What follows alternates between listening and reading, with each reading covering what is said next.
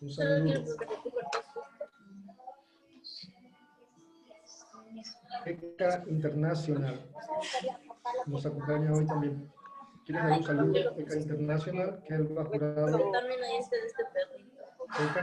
Estaba buscando ese, no me gusta. Este sí pero esos no, esos también.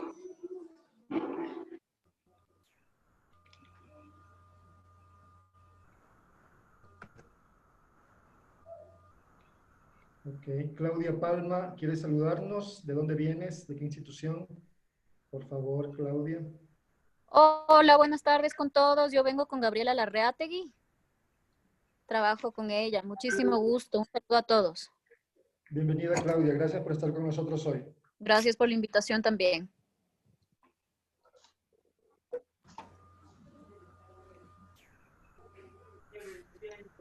Sí, es un viento brutal, pero en una media hora más ya pasa. Una media hora, espera.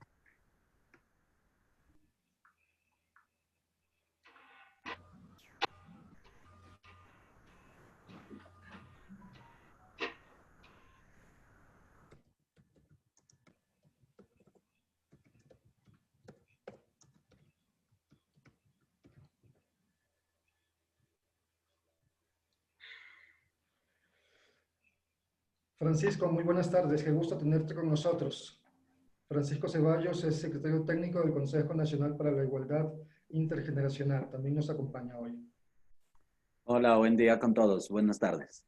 Buenas tardes. Buenas tardes. Gracias por acompañarnos.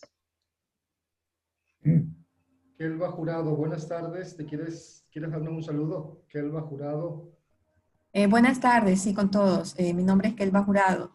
Soy mamá adoptiva y primera vez que me uno a esta reunión de fundación. ¿Eres de alguna institución o eres mamá de corazón?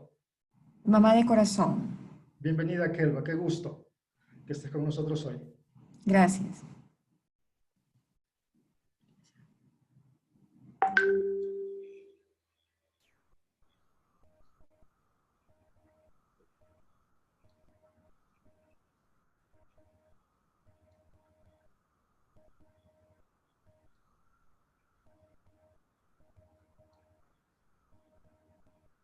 Bienvenida, Sara. Qué gusto que estés también con nosotros esta tarde.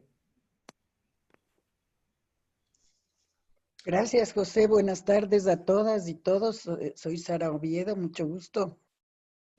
Ya vamos a empezar. Danos unos minutos y ya estaremos empezando, ¿ok?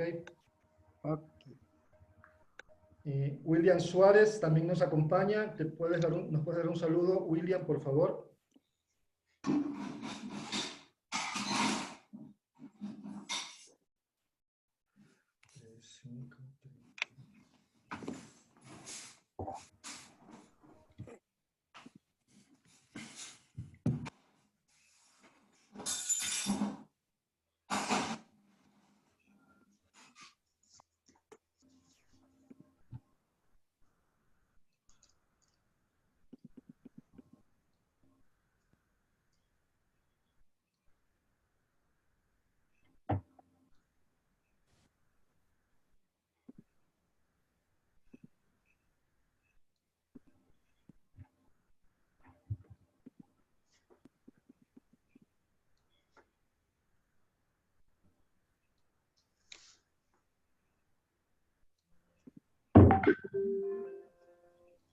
Buenas tardes, me presento Francisco Bonilla, invitado de Gabriela Castillo. Buenas tardes con todas y todos. Bienvenido, compañero. Qué gusto que estés con nosotros también esta tarde. Muchas gracias.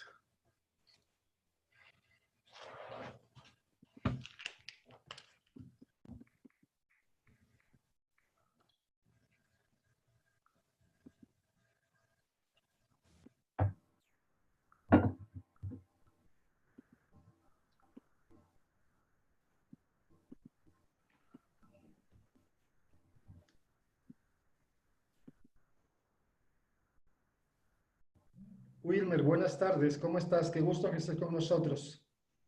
¿Nos puedes saludar? De la Unidad Técnica de Adopciones, Wilmer Tapia.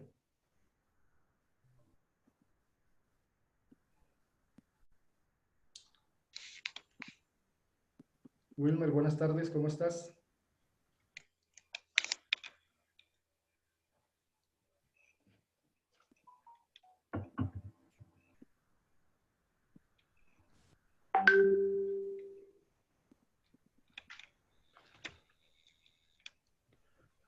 También los compañeros de la fundación, si gustan, pueden presentarse. Marcelo, también te puedes presentar en este momento. Vamos, si quieren, en orden. Marcelo. Gracias. Mi nombre es Marcelo Palacios Dávila, abogado especializado en adopciones. He trabajado algunos años, como unos 20 años, con hogares de protección y también en adopción. Estoy a la orden. Perfecto. Maribel Piedra. Muy buenas tardes con todos. Perdón el silencio, pero es un poco para facilitar la comunicación. Mi nombre es Maribel Piedra, como dice José. Estoy a las órdenes. Soy integrante de la Fundación Padres de Corazón en Acción. Marisela Miranda, vicepresidenta de la Fundación. Buenas tardes con todos. Soy Marisela, soy madre de corazón y soy vicepresidenta de la organización. Gabriela Castillo, miembro de la Fundación. Muy buenas tardes con todos, igualmente bienvenidos. Yo soy la secretaria de la Fundación Padres de Corazón en Acción. Un gusto estar con todos ustedes. Bienvenida Gaby. Gabriela Ortega también se encuentra con nosotros. ¿Te quieres presentar? Buenas tardes, soy Gabriela Ortega, soy madre de corazón. Nosotros también tenemos otro grupo que se llama Asociación de Padres Adoptivos. Y bueno, nos invitaron a esta reunión, así que queremos juntar fuerzas para lograr objetivos comunes. Un gusto conocerles. Bienvenida Gabriela, qué bueno que estés con nosotros esta tarde. Wilmer, ¿nos puede saludar? Wilmer Tapia, de la Unidad Técnica de Adopciones del MIES. Buenas tardes, gracias, estimado José, buenas tardes a todos. Un honor estar junto a ustedes en esta tarde. ¿Sí me escuchan? Perfectamente. Gracias, Wilmer, sí.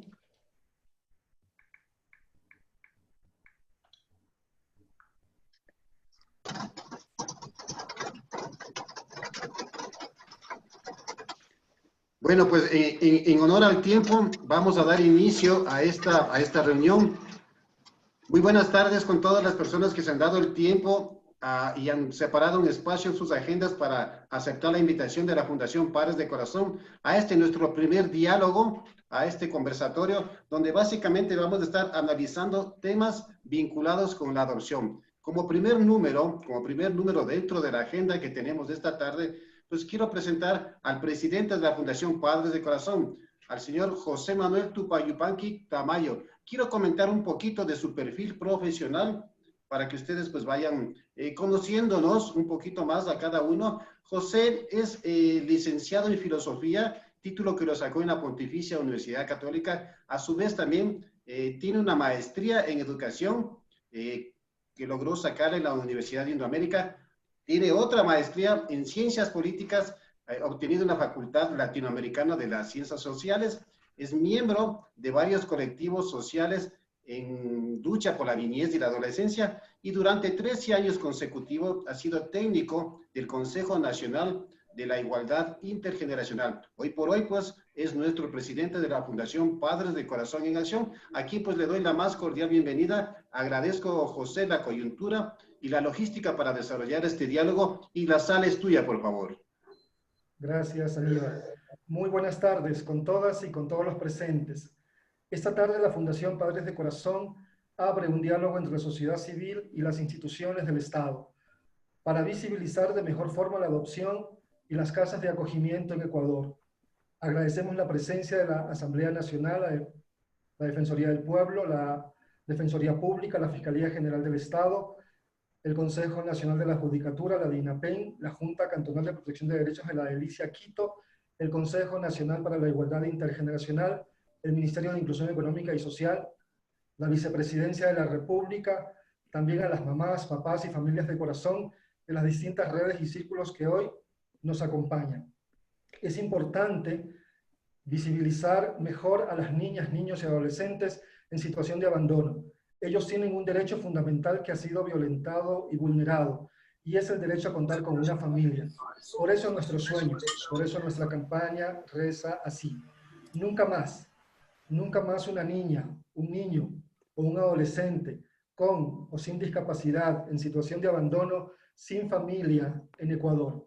Ello significa reconocer que se deben tomar las mejores medidas de protección para restituir este derecho vulnerado y que esa restitución no tenga que esperar ni 3, ni 4 o 5 o más años, que se vuelva una prioridad para el Estado y la sociedad ecuatoriana.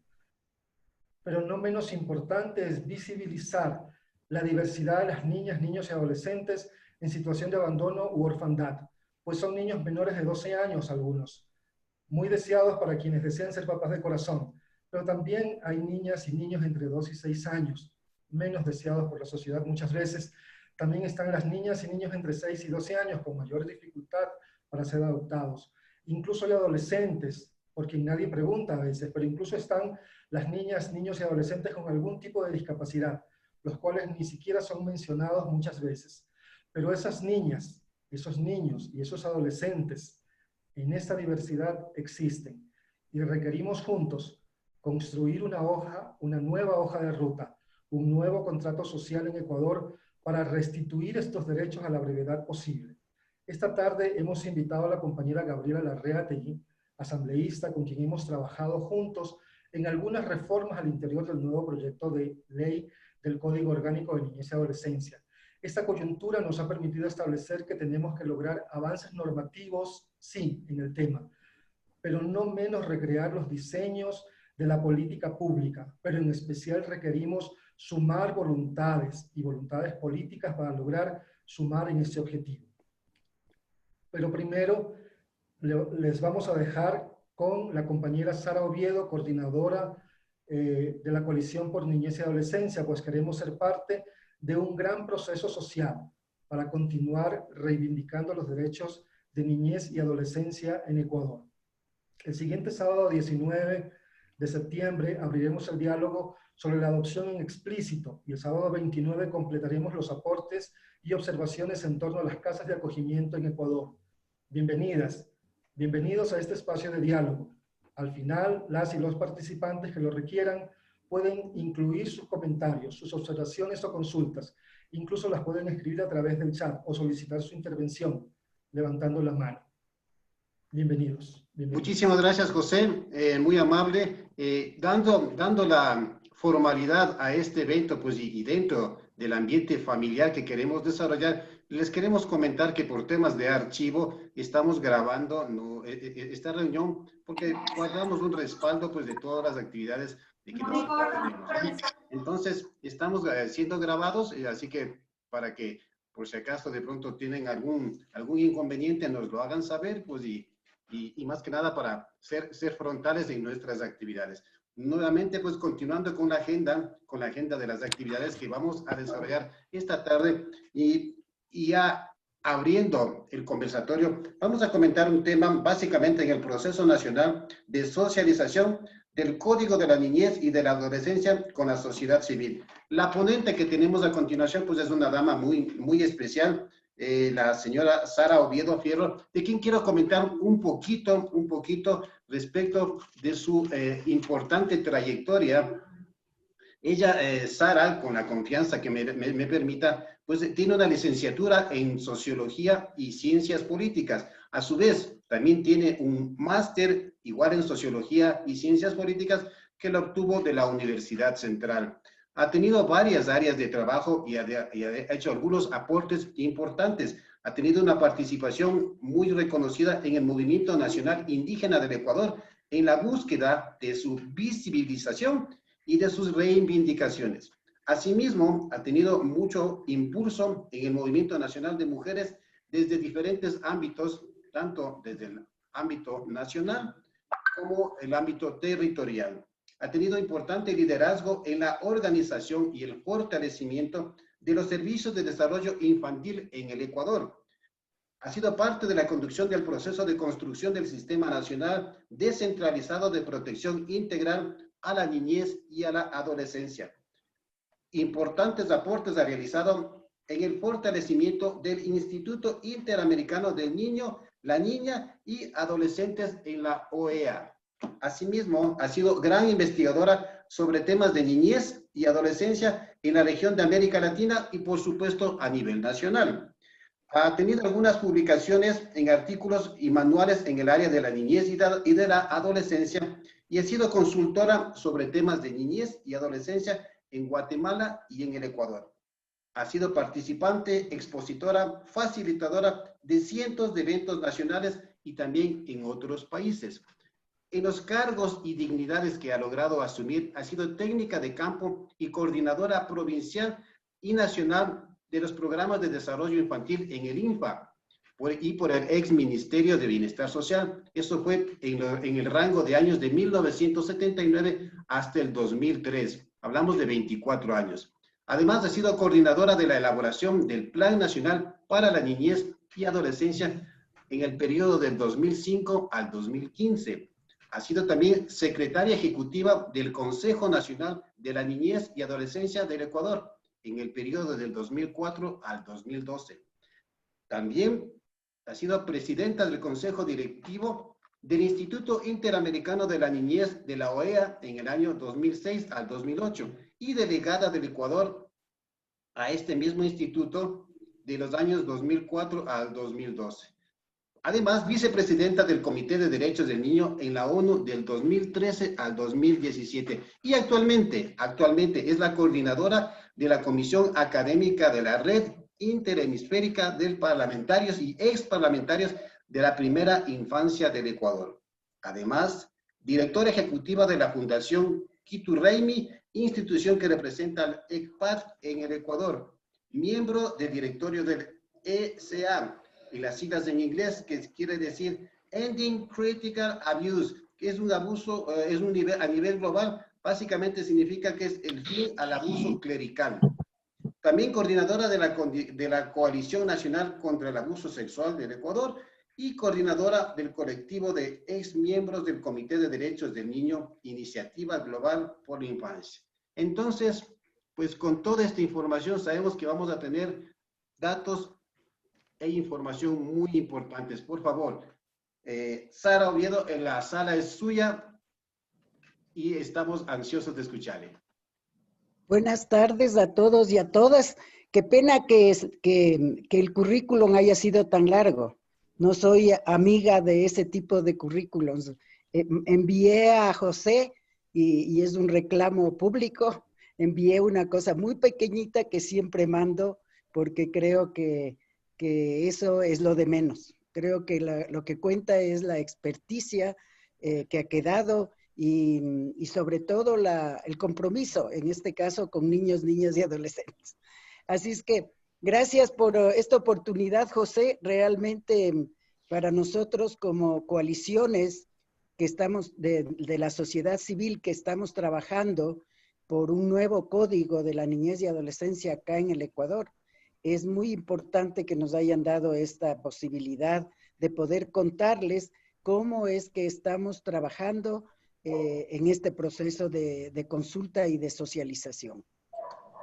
Quisiera compartir la pantalla.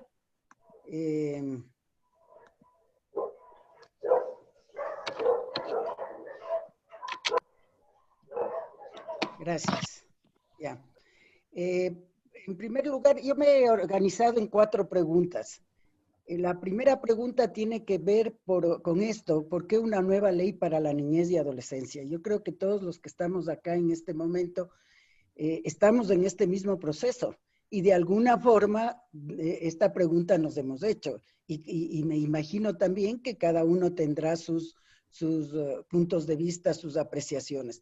Para nosotros consideramos que era muy importante una nueva ley. Y creo que fueron algunos de estos argumentos son los que pesaron en el momento en que se comenzó el proceso de reforma del CONA. Primero, para ajustarse, que la ley se ajuste, que la ley de los niños en el país se ajuste a las disposiciones de la Constitución del 2008. El CONA, como ustedes se acordarán, se aprobó en enero del 2003, entró en vigencia en julio del mismo año y, por lo tanto, era 5 años antes de la Constitución y, por supuesto, no tenía todas esas disposiciones tan importantes que definitivamente se tomaron en el 2008. Ese es uno de los primeros argumentos. Luego, el segundo argumento, que es particularmente importante para nosotros, la sociedad civil, es que en el periodo que estaba en ejecución el CONA, como toda ley había sufrido una serie de cambios, pero un cambio que para nosotros significó un retroceso en la eliminación del Consejo Nacional de la Niñez y Adolescencia y en el debilitamiento que se dio al sistema de protección de derechos de niños, niñas y adolescentes.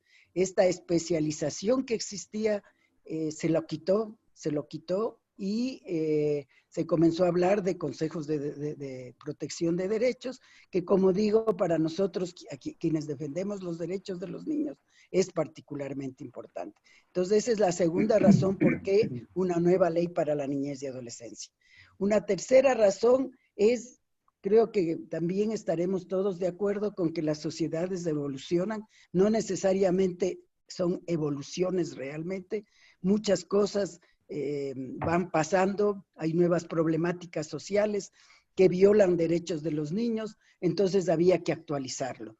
Entre las problemáticas que yo estoy pensando es, por ejemplo, todo el asunto de la explotación sexual comercial a niños, niñas y adolescentes, que es una problemática muy grande que ahora tiene posibilidades todavía más de crecer al estar los niños en contacto con el Internet día a día, etcétera. O sea, me podría quedar aquí enumerando una serie de problemáticas y si pudiera preguntarles a ustedes igualmente, o sea, la sociedad va evolucionando, va avanzando y en ese sentido se producen nuevas situaciones que hay que normarlas también.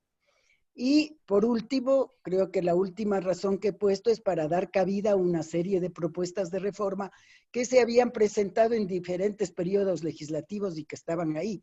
No recuerdo, la asambleísta Larreategui que está acá tendrá más claro el dato, pero son como 25 o 26 propuestas de reforma. O sea, todo esto hizo necesaria una nueva ley para la niñez. ¿Cómo fue ese proceso? El proceso para que ahora estemos con un nuevo código, con una propuesta de un nuevo código, tiene un camino que viene desde el 11 de octubre del 2018, cuando se nombra una comisión especializada ocasional para atender temas y normas de niñez y adolescencia. Esta comisión tenía que encargarse de la reforma integral al Código de la Niñez y Adolescencia, al CONA que todos conocemos, en el cual nos basamos y seguiremos basándonos hasta cuando sea aprobado un nuevo código, y también tenía la obligación de cumplir con las recomendaciones finales que hiciera la Comisión AMPETRA. En este periodo de tiempo, entre el 11 de octubre del 2018 y hasta cuando se presentó, se habían dado dos hechos importantes dentro de la Asamblea que me pareció también importante relevarlos. La una es la resolución que se toma en el pleno del 6 de junio del 2019, en la que la Asamblea, por unanimidad, se comprometió a priorizar en la agenda legislativa la reforma integral del Código de la Niñez y Adolescencia. También garantizar de que dicha reforma sea participativa, inclusiva, democrática y que considerará la opinión de niños, niñas y adolescentes. En el mismo camino de análisis, también el 20 de noviembre del 19, cuando se celebra el 30 aniversario de la Convención de los Derechos del Niño, también vuelven por unanimidad a ratificar esta resolución. Estos dos hechos son importantes porque son justamente esa coyuntura política que tenemos dentro de la Asamblea para ir confiados en que podremos sacar en este periodo legislativo realmente un nuevo Código de la Niñez. El primer informe ya del proyecto de ley se presenta el 1 de junio de este año. Pero para ese momento ya la comisión había tomado una decisión importante. Había caminado 1 año, 8 meses más o menos en el proceso de reforma. En ese año, 8 meses, había recibido muchos aportes, muchas inquietudes de la ciudadanía, etcétera, etcétera, y fue viendo que ya no era más una reforma, que había que aceptar lo que la realidad había ido imponiéndose, que era un nuevo código, ahora Código Orgánico de Protección Integral a las Niñas, Niños y Adolescentes, COPINA. Entonces, es así como antes de que sea presentado, diríamos, ya como informe al primer debate, ya había esa decisión de que sea un nuevo código. El 24 de junio, para sorpresa de todos, y yo tengo que decirlo así, porque realmente eso nos ha metido en otra dinámica totalmente diferente, mostrando el cumplimiento de esas resoluciones que acabamos de hablar, el presidente presenta ya al primer debate para aprobar este informe. O sea, creo que es un lapso de 23 días, a todos nos cogió por sorpresa y todos también vimos con muy buenos ojos esta decisión y tuvimos que entrar ya en un proceso de socialización, que es el que voy a entrar inmediatamente. ¿Cómo fue el proceso de elaboración? Sigo contestándome a esa misma pregunta anterior. El proyecto consta ya constituido en proyecto, consta de 671 artículos, más disposiciones generales, finales, reformatorias y derogatorias.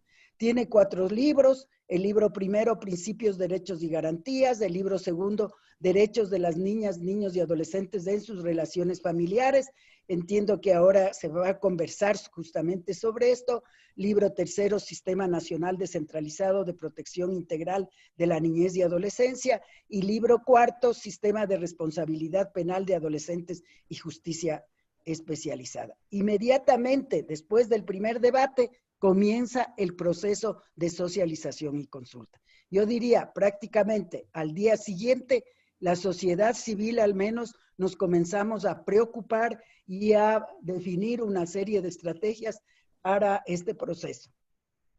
Ahora sí, ¿cómo ha sido el proceso de consulta?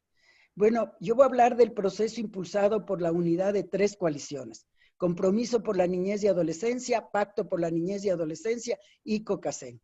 Estas 3 instituciones han ido haciendo una serie de alianzas desde el inicio. Aquí mismo hay una serie de aliados y aprovecho para saludar a la economista Larriategui, aprovecho para saludar a nuestro buen amigo Francisco Ceballos, aprovecho para saludar al Mies, que también escuché que estaba aquí.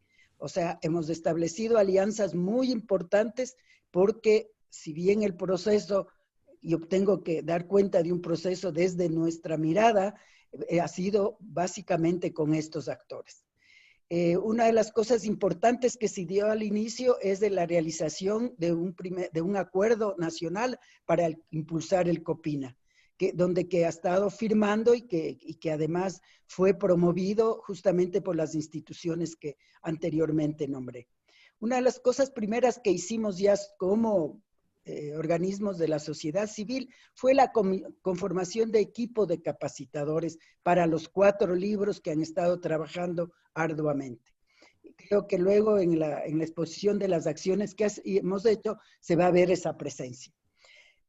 Quiero aquí reivindicar las consultas en territorio que hemos hecho, que han durado básicamente desde el mes de julio, agosto y hasta lo que va de septiembre. Estas consultas en los territorios hemos hecho en una alianza entre la Comisión de la Niñez y Adolescencia, las casas legislativas de la Asamblea. Solo en el mes de agosto se realizaron las siguientes actividades: talleres de capacitación sobre los 4 libros del COPINA, a un promedio de 700 personas en cada taller. 23 talleres de organización de la consulta a nivel territorial en igual número de provincias, 23 talleres, 23 de las 24, con un promedio de unas 150 personas por taller, y 6 talleres regionales programados para iniciar la socialización.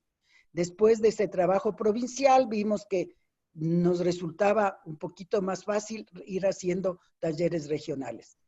En el taller de socialización se conformaron 24 grupos territoriales, uno por cada libro en cada una de las 6 regiones, 4 por región, por 6 regiones, 24 grupos territoriales. Están ya trabajando 4 semanas con reuniones permanentes para organizar, para hacer los aportes para el COPINA. Sumado, creemos que han participado miles de personas. No me di el trabajo realmente de sumar, pero parte de nuestro proceso que vamos a entregar en la comisión a finales de septiembre, esperamos tener ese dato concreto de cuántas personas han participado. Participaron todas las provincias del país. ¿Y quiénes son los que participaron? Sobre todo funcionarios del sistema de protección a nivel nacional, local. A nosotros nos ha servido muchísimo para entender el nivel en el que están los funcionarios del sistema de protección a nivel local. Realmente nos hemos quedado con una serie de preocupaciones, también con una serie de puntos más bien positivos, pero sí en general creemos que este proceso que ha servido mucho de capacitación se debería seguir implementando.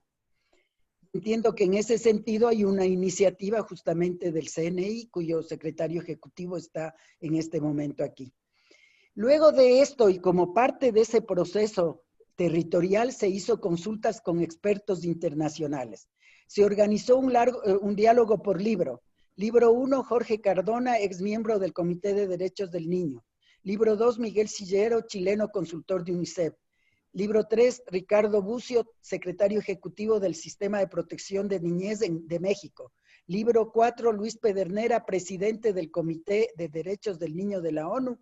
Y Francisco Castellanos, de Justicia de Adolescentes del Sistema de Protección de México también. Realmente fueron unos talleres de mucho nivel y con mucha información, debate y sobre todo creo que nuevamente mucha capacitación. Estuvieron presentes un promedio de entre 80 y 100 personas en cada uno de estos talleres. Otra cosa que ha demandado nuestro interés y en el cual estamos aquí con el Consejo Nacional de la Igualdad Intergeneracional es la consulta con los niñas, niños y adolescentes. Al momento, 10 comisiones de niñas, sobre todo adolescentes, están discutiendo el articulado del COPINA. Pero ellos escogieron algunos temas de su interés: embarazo adolescente, trabajo infantil, participación, movilidad humana, violencia y castigo físico, pueblos y nacionalidades indígenas, familia, referido a adopciones y patria potestad, igualdad de género, educación, adolescentes en conflicto con la ley. Esos son sus temas. Luego, con sus aportes, con los aportes de ellos, organizarán una consulta, una encuesta y lo aplicarán a nivel nacional. ¿Cuál es el sentido de esto? Es el decirles a los niños a nivel nacional, nosotros revisamos el COPINA, encontramos estos puntos, hemos puesto estos aportes, hemos propuesto estos nuevos artículos, ¿tú qué opinas? A los niños en cualquier parte del país, de forma que realmente se arme una mucha mayor participación de los niños. ¿Quién lidera esto a nivel de los adolescentes? Lo lidera la Red de Organizaciones por la Defensa de los Derechos de la Niñez y Adolescencia, RODNA, que está conformada por 26 organizaciones. Entre ellos están los consejos consultivos, el Consejo Consultivo Nacional y los consejos consultivos cantonales de algunas ciudades, no de todas, no todos los que existen, más bien dicho, y organizaciones de niños, niñas, de instituciones como Plan Internacional, CARE, Child Fund, World Vision, etcétera, etcétera. 26 ya en este momento y de todas esas provincias del país. Para iniciar, y justamente cuando escogieron los temas, recibieron capacitación, una por cada libro, por parte del equipo de capacitadores de las coaliciones que les había dicho. Ahora, en este momento, estamos armando talleres especializados sobre explotación sexual comercial, también con el Consejo Nacional de la Igualdad Intergeneracional. Se ha organizado para este martes un taller con el colectivo público-privado, del cual somos parte algunas organizaciones de la sociedad civil también, y será también un taller donde las instituciones están realmente, casi todas las instituciones que tú, José, nombraste hace un momento. instituciones que tienen algo que ver justamente frente al tema del tratamiento que se debe dar, la restitución que se debe dar de derechos frente al tema de la violencia. Intervendrá también un especialista de Uruguay, especialista en el tema de la violencia. Sobre primera infancia, este es un tema que estamos haciendo en coordinación con el MIES y la Comisión Académica con la misma metodología. O sea, y esto quisiera insistir, nosotros estamos ya en todos los últimos talleres revisando realmente el articulado. O sea, ya no vamos a exposiciones ni nada porque ya no hay tiempo. O sea, les sentamos a los expertos internacionales, antes les hemos mandado los artículos y vamos leyendo inclusive, leyendo y anotando en la matriz para la comisión, tratando de que todos los aportes podamos mandar a la comisión. Pero no solo estos talleres se van a hacer, estamos coordinando ya con la academia otros talleres sobre discapacidad, sobre violencia. Se va a hacer un seminario sobre el libro 2 del COPINA el 25 de septiembre con la Universidad San Francisco de Quito, la Universidad San Gregorio de Manabí y Ecotec, una universidad de Guayaquil. Y también vamos a hacer un seminario sobre financiamiento y responsabilidades de los municipios. Está la Universidad de Cuenca en este momento y estamos las 3 coaliciones. Hemos pasado a unas 6 universidades una matriz para pedirles que se anoten en cualquiera de estos temas. Eso sería básicamente la información que yo quería entregarles a nivel de cómo está la consulta, que es el tema que me habían propuesto, para que miren que el entusiasmo que ustedes han puesto en sus temas es un entusiasmo que también han puesto otras personas con sus temas también.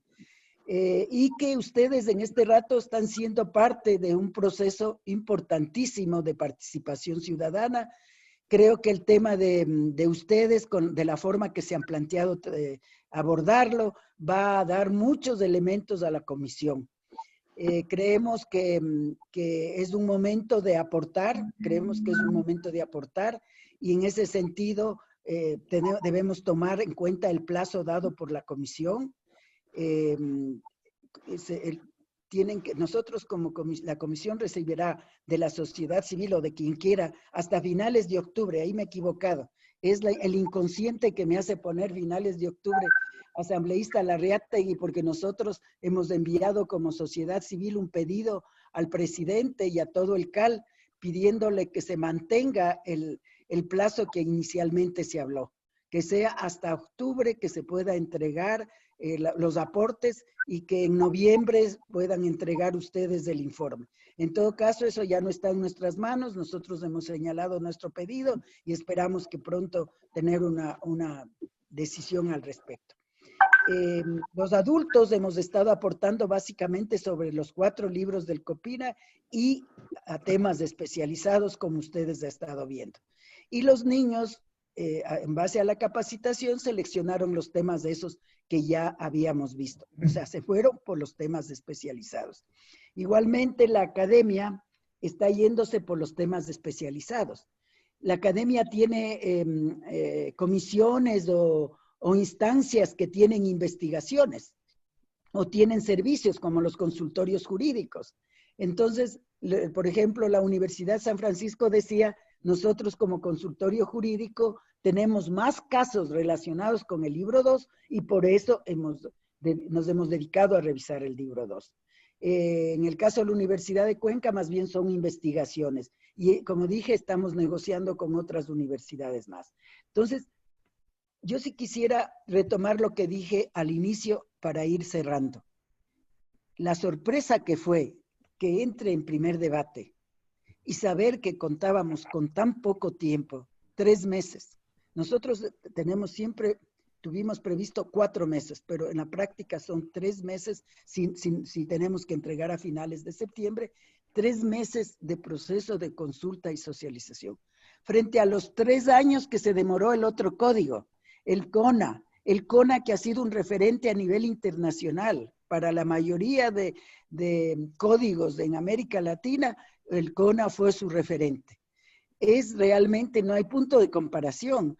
Hemos estado en un proceso a fondo en un proceso realmente sin descanso, ningún momento, para lograr lo que estamos logrando. Así es que eso quería compartirles, decirles que les sentimos, ya lo dijo también José, les sentimos realmente parte de este proceso de la sociedad civil. Por eso estamos aquí, por eso vengo a dejar un saludo, por eso vengo a desearles que les vaya de lo mejor en este proceso, y vengo también a decirles así directamente que ojalá después de este proceso tan intenso que está resultando lo de la consulta y socialización, podamos tranquilamente reunirnos y pensar juntos en qué podemos ir haciendo juntos. O sea, hay muchas cosas en el país que requiere de la unidad, que requiere de la articulación entre la sociedad civil. Y de todo corazón les digo que ha sido muy valiente la decisión de ustedes, de muchos de ustedes, de adoptar un niño o una niña. Conozco de cerca el caso de José Tupac Yupanqui y sé todo lo que ha ganado humanamente él y Jorgito, y entiendo que en todos los casos de ustedes estará pasando eso. Así es que felicitaciones. Yo sé que cuando se trata de generosidad humana siempre se sale ganando. Muchas gracias y un abrazo. Vi a algunos conocidos, Marcelo y otros compañeros. Un abrazo grande. Ojalá nos pudiéramos dar algún momento físicamente. Muchas gracias. Licenciado Oviedo, muchísimas gracias por su participación. Definitivamente la información que usted nos comparte, pues para nosotros es muy, muy, muy valiosa. El aporte es increíble y por supuesto el reconocimiento que hace a quienes somos padres de corazón, pues nos enorgullece y nos motiva aún más. Y esa es una de las razones principales por las cuales esta fundación se generó y fungió. Y muchísimas gracias. Bueno, continuando con el tema pues de lo que son las reformas a la adopción, pues, y al Código de la Niñez y Adolescencia, y específicamente al primer informe a la Asamblea, la siguiente ponente, pues, la abogada Gabriela Larreategui, pues, a quien le quiero dar el paso, pues, reconociendo su trabajo, su aporte y su solidaridad para con nosotros cuando hemos necesitado de su apoyo y acompañamiento. Pues sin más introducciones, pues Gabriela, les dejo con la sala y muchísimo gusto y muchas gracias por estar con nosotros nuevamente. No, gracias a ustedes, Aníbal. Gracias a todas las personas que integran la fundación, que realmente me han acompañado en este camino de crecimiento y de conocimiento en este proceso. Ustedes saben que yo empecé este viaje, esta experiencia sin ningún conocimiento previo realmente, y aquí he llegado aprendiendo y sigo aprendiendo, porque la verdad es que incluso haciendo la presentación me iba dando cuenta de muchas cosas que no había visto antes. Es siempre un gusto estar con ustedes, siempre feliz de su compañía, y bueno, ojalá algún día pueda ser presencial también, pero hasta aquí estamos muy bien. Ya ha dicho mucho Sara de la necesidad de reforma de este código, es una de las cosas más importantes que tenemos, y en el proceso de adopciones es absolutamente necesaria una reforma urgente. Yo he sido muy clara y yo creo que hay muchas cosas que desde el ministerio se pueden hacer para mejorar la reforma para mejorar el proceso sin que se pase por una reforma, me están haciendo un montón. Sin que se pase por una reforma, pero hay otras cosas que definitivamente requieren una reforma, y esta reforma un nuevo código como es el COPINA es absolutamente esencial. Tal vez deberíamos empezar diciendo cuál es la radiografía de las adopciones aquí en el Ecuador. Tenemos que hay más de 2.500 niños que están en acogimiento institucional, de los cuales obviamente no todos pueden ser declarados en adoptabilidad. Hay declarados en adoptabilidad 252 niños apenas de 2.500, ni siquiera el 10%. Hay aproximadamente, de enero a abril del año 2020 se habían presentado 92 solicitudes para ser declarados adoptantes, de las cuales solamente 18 pasaron al Comité de Asignación Familiar, lo que da cuenta de un proceso demasiado difícil. Tengo un caso ahora último de una persona que literalmente fue discriminada por ser rubia. Son cosas así que se dan todo el tiempo y que son realmente preocupantes. En ese sentido, bueno, yo quiero entrar ya directo a la reforma. Están ustedes viendo mi pantalla, ¿verdad? Sí. Está súper colorinche la presentación. Fue mi niño interior haciéndola. Entonces, sabrán disculpar. Bueno, tenemos que el nuevo código es un código, se le cambia de nombre, ya no es el CONA, ya Sara lo dijo, es un código orgánico de protección integral de niñas, niñas y adolescentes. Yo sé que esta presentación y esta exposición debía ser sobre el primer debate, sin embargo, se han incluido ya muchas de las observaciones que yo estoy haciendo, porque como les decía, en el transcurso, vengo revisando el código para mandar mis observaciones desde que salió el primer debate y hemos visto muchas falencias dentro del informe para el primer debate, por lo que esta exposición tiene ya algunas de las que yo considero, de las cosas que yo considero que deben ser corregidas. Quería empezar antes de como un preliminar al tema de adopciones. Quería empezar con las medidas de protección de cuidados alternativos, que como ustedes saben, por lo pronto en el Ecuador casi que todo es acogimiento institucional, acogimiento residencial. En este nuevo código tenemos la orden de custodia familiar, la orden de acogimiento familiar, la orden de acogimiento residencial y la orden de alojamiento independiente tutelado para la autonomía. Esta orden de acogimiento familiar es una nueva figura que vamos a tener en el Ecuador. Vemos mucho en las películas, vemos mucho en otros países que ya tienen esta figura de protección. Y esta orden de acogimiento familiar da además una opción prioritaria para que la familia pueda adoptar al niño que ha estado acogido. Ahora vamos a entrar con los tipos de adopción. Esta es una de las cosas que hemos visto en la revisión que ha hecho el código, que está mal planteada en el código, porque en el primer debate dice tipos de adopción nacional, internacional, etcétera, etcétera. Los tipos de adopción son dos, plena y semiplena, no hay más. En el caso de Ecuador y en el caso del informe para el primer debate, se ha decidido, y ya la decisión de la comisión es que solamente exista adopción plena. Para ningún caso la adopción semiplena, aunque yo estuve peleando que se ponga para los hijos del cónyuge, pero ya me ganaron.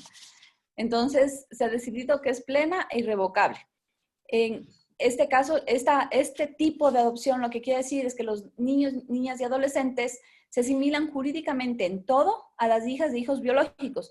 Se establece la relación parento-filial entre los adoptantes y la adoptada con todos los derechos, atributos, deberes, responsabilidades, prohibiciones, inhabilidades e impedimentos propios de la relación parento-filial. Se extingue el parentesco entre la persona adoptada y los miembros de la familia de origen, pero quedan subsistentes los impedimentos matrimoniales los impedimentos para el matrimonio entre parientes. En principios de la adopción, vuelvo a estas reglas de la adopción, yo le estoy cambiando de nombre. Tenemos que se tienen que agotar las medidas de apoyo de reinserción familiar, pero aquí le ponemos un límite para que no pase lo que está pasando en la actualidad, que pueden pasar años, literalmente años, desde que nace el guagua hasta que sale, nunca dieron con la familia y nunca fue declarado en adoptabilidad. Entonces, le estamos poniendo que sean 2 veces en 6 meses, que obviamente cualquier observación que ustedes crean, si es que creen que esto no es viable, lo que sea, aquí voy a seguir anotando todas sus críticas, si de repente alguien cree que es muy poco, mucho. Tenemos que se debe priorizar la adopción nacional sobre la internacional, que el derecho para parejas y para personas solteras es el mismo. Actualmente se tiene una prioridad para las personas que están en pareja, que se prefiere a los parientes hasta el 4º grado de consanguinidad. Se da prioridad a los mayores de 4 años, a los que tienen cualquier discapacidad. Y este texto no es el que está, insisto, no es el que está en el primer debate.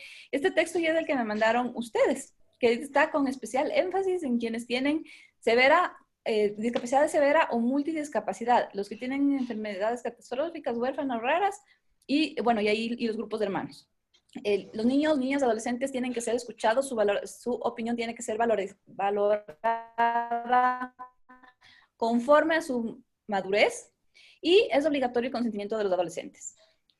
Los adoptados tienen derecho a conocer que son adoptados primero y a conocer toda su historia familiar y si es posible a su familia consanguínea, excepto cuando la familia no quiere o lo tiene prohibido.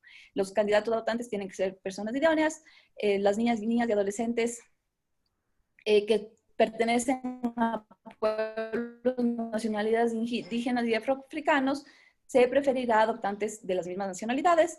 Se puede adoptar a varios niños, niñas y adolescentes de uno y otro sexo simultánea o sucesivamente, y en este caso se deberá preferir a los grupos de hermanos, y en lo posible no se deberá separar a los hermanos.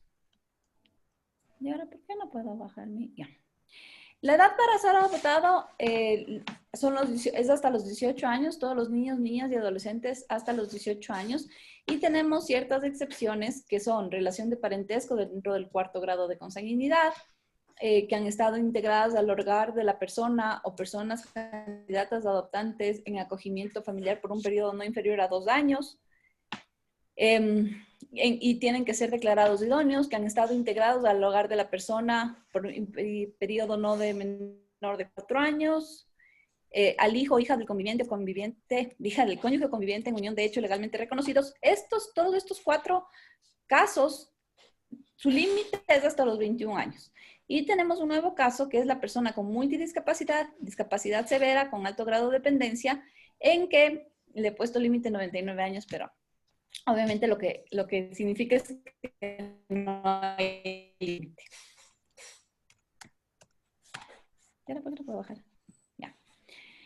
Los requisitos para adoptantes, bueno, muchos son parecidos a los que ya hay, que esté domiciliado en Ecuador o en uno de los estados con los cuales tiene convenio Ecuador, ser legalmente capaces de estar, ahorita dice estar en pleno ejercicio de los derechos de participación, pero hemos considerado que eso tiene que permanecer derechos políticos. Ser mayores de 30 años y en caso de los cónyuges o convivientes de hecho, en unión de hecho, pueden ser menores de 30 años, pero siempre que tengan más de 3 años de convivencia. Actualmente el informe dice mayores, pero ese es un error que tiene que ser corregido. La diferencia no puede ser, la diferencia de edad entre el adoptante y el adoptado no puede ser ni menos de 14 años ni más de 45 años. Y la edad mínima se cambia en caso de adoptar el hijo del cónyuge, en caso que no podrá ser menos de 10 años.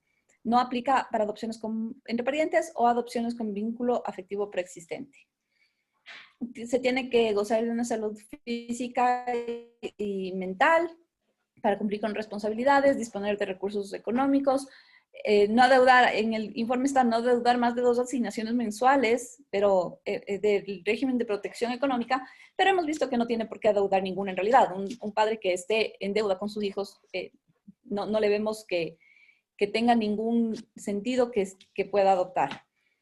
La declaratoria de adoptabilidad se la hace por el juez. Ustedes saben que los procesos, ustedes conocen muy bien el proceso de adopción, por eso no empecé la exposición por ahí, porque ustedes saben cómo es el proceso y aquí estamos solamente, digamos, en los cambios. El juez especializado, lo he puesto entre comillas, porque esa es una de las cosas que tiene este código, que se supone que todos los jueces de niñas tienen que ser especializados. Ahorita no son precisamente jueces especializados los que hacen las declaraciones de adoptabilidad y por eso en parte también es que se demora tanto, porque no tienen la experiencia del caso. Y es del domicilio del niño, niña y adolescente. Las investigaciones no pueden pasar de 12 meses. En ese caso, el 3 a 12 es porque en mis observaciones, en mis sugerencias, he puesto que sea mínimo 3 y máximo 12. Para que no, para que no digan, no, tengo que esperar 12 meses y no puedo hacer antes.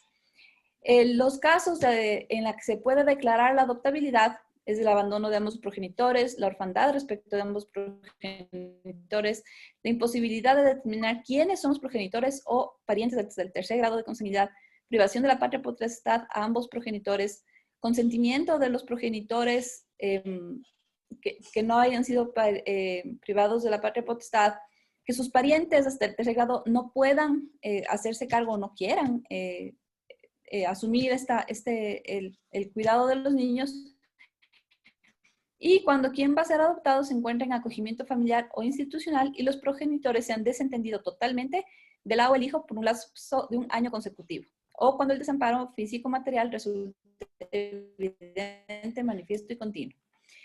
En este caso, límites que hemos puesto al tema de la declaratoria de adoptabilidad es que cuando hay orfandad respecto a los progenitores, el juez puede investigar y de inmediato tiene que declarar la adoptabilidad. Este es uno de los casos en que la reforma ya contempla que el proceso de esclarecimiento que hace juez dé paso inmediato a la adoptabilidad, que no sea un juicio aparte el esclarecimiento de la adoptabilidad. Y también hemos establecido que los niños menores de 12 meses de edad que sean abandonados o que sean entregados a instituciones públicas, privadas, y en este caso el artículo dice y a terceros, pero hemos visto que puede ser muy peligroso que tengamos que se entreguen a terceros, así como así, y habría que borrar eso, pero que este proceso dure máximo 3 meses. En caso de la legitimación activa, ya me pasé. En el caso de la legitimación activa, vemos que en el actual CONA no existe un artículo de la legitimación activa. Bueno, más bien hay un artículo de la legitimación activa, pero es demasiado vago. Por eso es que, de hecho, en el proceso de adopción, lo que se ha hecho es ampliar muchísimo y ser mucho más específico en las normas de adopción. Están legitimados para presentar la demanda los progenitores de la niño o adolescente que deseen dar en adopción, que no han sido privados de la patria potestad, defensor del pueblo, defensor público, los miembros de la Junta Cantonal de Protección de Derechos, los representantes legales y directores de las entidades de acogida en que se encuentra una niña, niño o adolescente, y la persona mayor de 18 años que se encuentran en causas expresamente previstas en este título. Este código crea además una dirección de adopciones y esclarecimiento dentro del MIES que va a ser el que planifique, el que dirige y el que establezca todas las políticas respecto a la adopción. Y además, este establecerá cuáles son los comités de asignación familiar que tienen que ser provinciales. Es decir, pasaríamos a tener al menos un comité de asignación familiar por provincia. Y también están previstas, esto ya existe en la actualidad, las unidades técnicas de adopción, que son las que se encargan de toda la fase administrativa, entre las que están la declaratoria de idoneidad y el emparentamiento. Los comités de asignación familiar se prevé en esta norma que consten de 3 miembros, uno que sería el ministerio encargado de los asuntos de inclusión económica y social, uno por el Consejo de la Judicatura y uno por el gobierno autónomo descentralizado municipal o metropolitano donde tenga competencia territorial en cada comité. Y les voy a ser sincera, con el miembro del Consejo de la Judicatura estamos teniendo bastantes dudas. Yo estoy teniendo bastantes dudas y de repente quisiera saber sus opiniones de si está bien que sea del Consejo o quién debería ser en su lugar. En el caso del emparentamiento, tenemos que el emparentamiento es el proceso de apego, vinculación afectiva inicial entre la niña, niño o adolescente, declarado en aptitud psicosocial y legal para ser adoptado y la persona o pareja candidata o adoptante asignada a fin de verificar si la interacción familiar es positiva. En el informe actualmente están 10 días. Hemos considerado que no pueden ser menos de 15, que 10 días es muy corto e incluso hay quienes proponen que sean 20 días o un mes. El juicio de adopción, bueno, esta es la fase que, al menos en la actualidad, de lo que yo sé, es el juicio que menos problemas tiene, y más o menos queda igual. Es del juez especializado del domicilio del niño, niña o adolescente. Quienes son los legitimarios activos son los adoptantes y tienen 3 días a partir del informe de emparentamiento positivo para poder ya presentar la demanda. Y si es que se han trasladado los adoptantes, puede ser el juez del domicilio del adoptante. La adopción internacional tiene también normas mucho más amplias, mucho más específicas. Decimos de forma general, se realiza a través de las autoridades centrales o por intermedio de las entidades creadas y autorizadas expresa y exclusivamente para esta actividad. Se requiere que exista un tratado o convenio internacional sobre adopción entre Ecuador y el país de residencia o origen de los solicitantes.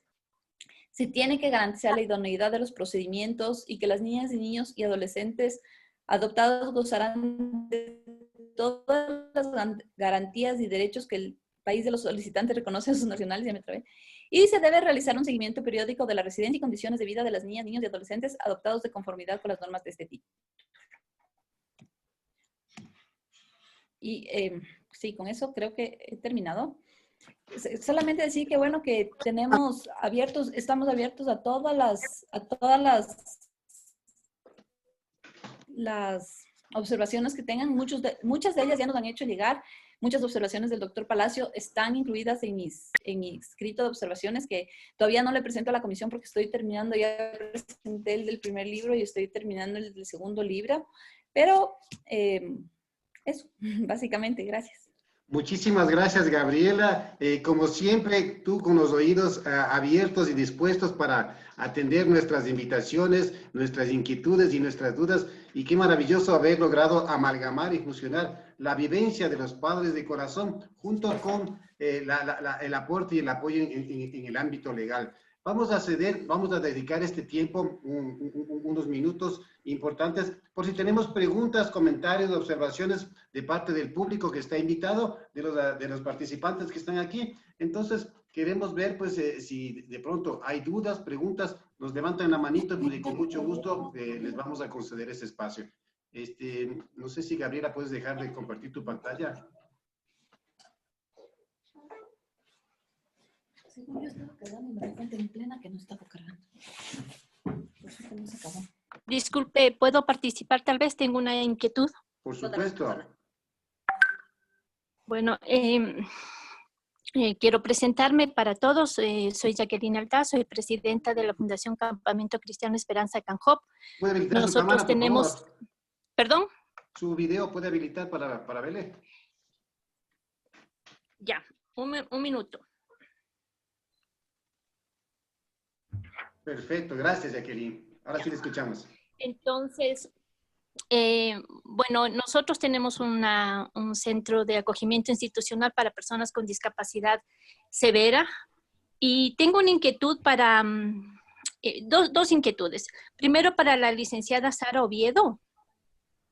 Ella comentaba que había entre los grupos que habían analizado, habían escogido las inquietudes de los niños, niñas y adolescentes. Me gustaría saber qué porcentaje de niños, niñas y adolescentes con discapacidad participaron. Y en el caso que no, ¿por qué no participaron? Y con la última exponente, la asambleísta Larreategui, creo que no recuerdo, tengo una inquietud. Me gustaría que me explique sobre lo que es la reinserción familiar. Creo que indicaba que debe ser máximo de 6 meses. Yo quisiera comentar mi experiencia personal. En nuestra organización, realmente nuestros procesos de reinserciones familiares van mucho más allá de los 6 meses. El momento que usted trabaja con personas con discapacidad severa, nosotros hemos implementado un plan de trabajo hasta con la familia. A la familia hay que capacitarle para que pueda cuidar de la mejor manera a las personas con discapacidad. Es decir, desde cómo deben hacer cambios posturales, cómo debe ser la alimentación, todo eso. Entonces, esos procesos a nosotros como fundación nos lleva a veces cerca de 1 año o tal vez un poco más de 1 año, porque además se complica, muchas de las familias son de provincia y no pueden venir todo muy seguido a Quito, entonces tenemos que ampliar estos tiempos. Esas son mis inquietudes. Perfecto, no sé si la licenciada Oviedo le puede compartir a... Sí, claro, con gusto, Jacqueline. A ver, nosotros hemos estado coordinando con la asociación APADA. Ellos trabajan con niños, niñas y adolescentes con autismo. Y ha sido los niños, niñas y adolescentes con autismo, este grupo de 5 o 6, que básicamente inclusive les representan sus hermanos, están ellos y están sus hermanos, los que han estado trabajando con nosotros. Y de hecho, la comisión que maneja el tema de niños con discapacidad es ese grupo, y con porque hemos nombrado adultos asesores de cada comisión. Entonces, el adulto asesor de esa comisión ha sido la asociación APADA. Eso es lo que le podría decir. Gracias por su pregunta. Yo creo que siempre, desgraciadamente, nos hace falta recordar. Sin embargo, en este caso lo habíamos tomado en cuenta y creo que si alguien es inclusivo son los niños.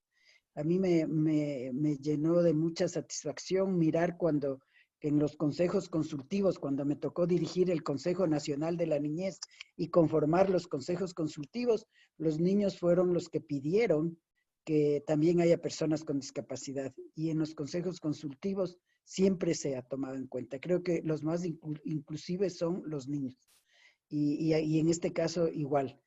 Definitivamente que puede faltar mucho más y ojalá quedemos en contacto para que podamos poder encontrar otros grupos de niños.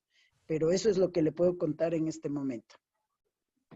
Perfecto, muchas gracias. Y para la segunda parte de la pregunta, no sé si Gabriela, tú le puedes soportar esa inquietud. Sí, bueno, decir primero que de todos modos, un niño para ser adoptado tiene que estar en las causales que ya vimos de adoptabilidad, que son que se les haya quitado la patria, que estén abandono, orfandad, que se les haya quitado la patria potestad. Entonces, no es que si es que yo tengo un niño, si soy padre de un niño con discapacidad y lo tengo en una institución, pero no he renunciado o no he caído en las causales de pérdida de la patria potestad, tampoco puede ser dado en adopción. Entonces, realmente esa investigación es más para los niños y de repente sí vale la pena aclararlo en el proyecto de ley. Pero no es que si es que yo tengo un niño y está en una entidad de acogimiento como una medida de protección, inmediatamente pierdo la patria potestad. La patria potestad, como está previsto en el COPINA, está para violencia física, psicológica, cibernética, simbólica, reiterada contra la hija o hijo, violencia sexual, explotación sexual o laboral o económica, interdicción de los padres por causa de discapacidad mental, manifiesta falta de interés en mantener con la hija o hija relaciones parentales indispensables, incumplimiento grave o reiterado de los deberes que impone la patria potestad, privación de la libertad por sentencia ejecutoriada en casos de delitos contra la violencia. Entonces, no es que, o sea, si un padre no ha perdido la patria potestad y tiene un hijo en una casa de acogimiento, no es que este niño inmediatamente va a ir a un proceso de adoptabilidad, porque primero habría que hacer una pérdida de la patria potestad. Mientras este niño esté bajo la patria potestad de alguien, no puede ser declarado adoptable. No sé si con el... Disculpe, comprendo muy bien lo que usted nos informa, pero yo me refería más a los procesos de reinserciones familiares, ¿no? Porque según lo que usted expuso en el proceso de reinserción familiar era cada 6 meses, tal vez yo lo entendí mal, entonces yo quería comentar mi experiencia. Entonces, en base a mi experiencia, como nosotros hemos trabajado en la fundación, estos procesos se alargan mucho más de los 6 meses. Entonces, sí sería bueno de que tal vez se tome en cuenta esto, de que hay casos especiales como lo que es el trabajo con personas con discapacidad severa, ¿no? Que es mucho más complicado. Entonces, los procesos de reinserción es de que vuelvan a sus familias, ¿no? De los niños que tienen referentes familiares, que vuelvan allá. Esos procesos para nosotros ha sido muy largo, por muchas razones, como ya lo expliqué.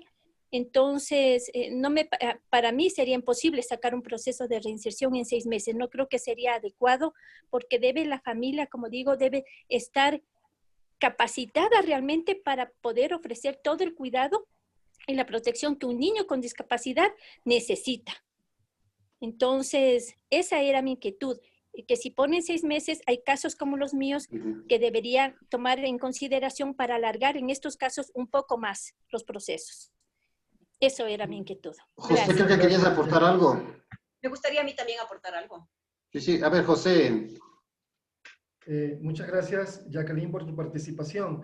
Decirte además que la próxima semana, el próximo sábado a la misma hora, vamos a ampliar el tema de las adopciones y tenemos un capítulo especial por el tema de adopciones inclusivas. Nuestra vicepresidenta, Marisela Miranda, es una mamá adoptiva de un niño con discapacidad. Ella nos va a amplificar mucho la información y también las propuestas que tenemos como fundación. Eso es lo uno. Lo otro también quería leer lo que Cristina García dice, un comentario: yo soy mamá de corazón, mi nombre es Cristina García. Es importante que el MIES contrate gente con el fin de que puedan hacer los seguimientos para terminar los procesos de adopción. La ley establece que deben existir 4 visitas dentro de 2 años en los cuales deben culminar los procesos de adopción. Lamentablemente, eso no sucede por falta de personal. Y la compañera Kelva también nos dice, si acaso para padres adoptivos que quieran volver a adoptar se ha considerado no repetir todo el proceso, entendiendo que ya se ha pasado un proceso posadoptivo. Actualmente se debe repetir desde el curso, pues absolutamente todo el proceso somos como si fuera la primera vez. Decirte también que la próxima semana va a participar también la Dirección Nacional de Adopciones y ellos también van a responder a estas preguntas directamente. La idea es no mezclar en este momento, sino ir trabajando las cosas poco a poco. De alguna forma, la idea es que podamos ahondar cada vez más en estos temas y podamos ir planteando como sociedad y como Estado los requerimientos, las necesidades y no menos las políticas públicas que requerimos en estos procesos.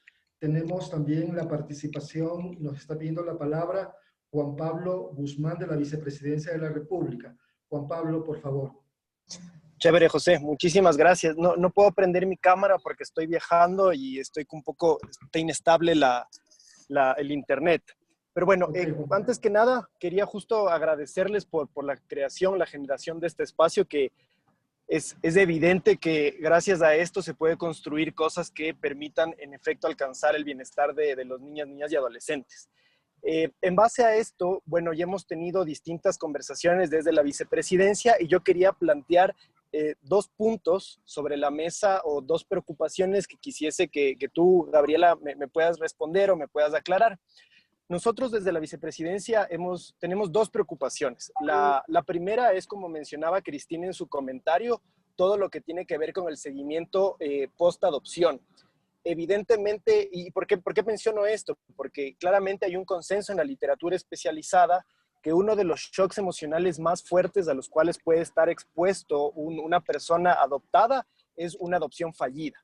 Y en ese sentido es fundamental poder tener procesos post-adopción que apoyen a las familias. Y creo que eso debe estar contemplado en la ley. No sé si lo está, por eso planteo la primera observación que tiene que ver con el seguimiento post-adopción. Es el primero. Y el segundo, que fue algo que ya lo he conversado con Gabriela, bueno, lo hemos conversado y también creo que se puso en la reunión que tuvimos con ustedes, José, es todo aquello que tiene relación con un sistema de seguimiento nominal para saber cuál es el estado de los casos. Desde la vicepresidencia hemos evidenciado también que existe una congestión por diversas razones y elementos que ya se han conversado aquí en la reunión. Por ejemplo, que no son especializados los jueces o que inclusive a veces son las mismas casas de acogida las que deben impulsar las causas, que no se tiene el personal, entre otras cosas. Pero lo que sí es importante es definir un sistema de seguimiento nominal en una lógica de gobernanza o de rectoría desde el MIES, que es el encargado de llevar adelante las políticas de protección, y que esto nos permita conocer cuál es el estado situacional de las causas, identificar alertas, conocer dónde están los cuellos de botella y demás.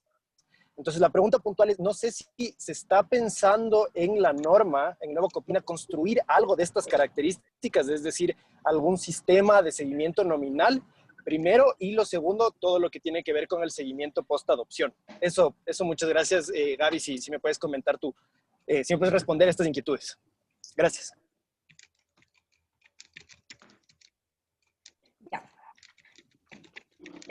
Bueno, yo quisiera empezar por la observación de Kelva Jurado, que nos dice que tienen que repetir todo el proceso, y es una gran observación, porque nosotros se ha previsto dentro ya del informe para primer debate las adopciones múltiples, simultáneas. Pero en realidad no se dijo qué efectos tiene una sucesiva. Y con esta observación yo ya me he anotado justamente para mandar entre las dos observaciones que el beneficio para una situación sucesiva justamente tenga que ser que no tengan que pasar nuevamente por una declaratoria de idoneidad, si es que ya ha habido una declaratoria de idoneidad previa y se supone que un seguimiento y se supone que todo ha ido muy bien. En el caso, Juan Pablo, un saludo, gracias por tus preguntas. Estaba buscando, mientras hablabas, qué hemos hecho con el seguimiento. El seguimiento en la actualidad existe en la norma, existe en ECONA. Lo que pasa es que, claro, Cristina lo que dice es no se hace justamente por falta de personal. Y eso es un verdadero problema, pero la obligación legal existe y estoy tratando de llegar, porque no me acuerdo exactamente cuántos años, pero son como 2 o 3 años que tiene que hacerse un seguimiento muy cercano de la adopción. Déjame ver si encuentro. No. Seguimiento. Dice, durante los 2 años subsiguientes a la adopción o incluso por un término mayor, si el caso lo requiere, hasta que la vinculación entre la niña, niño o adolescente adoptado y su familia sea óptima, los adoptantes nacionales y las niñas y niños adolescentes adoptados recibirán asesoría y orientación y quedarán sujetos al control de la unidad técnica de adopciones o de las entidades de cuidado alternativo que ella señale para fortalecer el nene. Las adopciones se realizarán a través de verificaciones físicas y visitas domiciliares mensuales durante los primeros 6 meses y trimestrales por el resto del tiempo en las que se constate la situación de la o el adoptado y de la familia adoptante. Se procurará que algunas de las visitas se realicen de manera sorpresiva. Ese es el texto que se ha incluido en el primer debate, obviamente como siempre abiertos a todas sus observaciones, si es que de algún modo se puede mejorar este texto, pero claro, lo que se tiene que mejorar justamente es ya el personal del MIES, y el personal del MIES, hay que decirlo, tiene que mejorar en muchísimas cosas, tiene que tener una capacitación mucho más profunda, porque incluso tenemos casos en el que el emparentamiento no es positivo, más por falta de empatía y más por falta de seguimiento del servidor de la UTA, y eso es gravísimo. Tengo un caso de los muchos casos que he oído a partir de que estoy en este proceso, en que los padres adoptantes se trasladaron de Guayaquil a Altena, obviamente en carros, llegaron agotados, y no habían llevado gorra, por ejemplo, no tenían idea qué clima estaba haciendo en el este, y la funcionaria, y no le trajo gorra. ¿Qué tipo de padre es usted? Y no hizo no sé qué, y no sé cómo, muy juzgadora, muy, o sea, como sabe qué, no quiero darle el guau.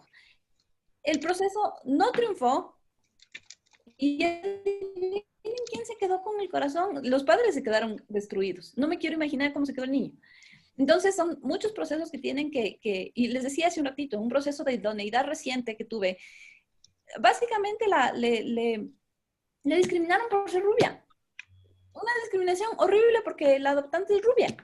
Entonces hay muchas cosas en que el personal de la UTA tiene que mejorar, y obviamente este es uno de ellos.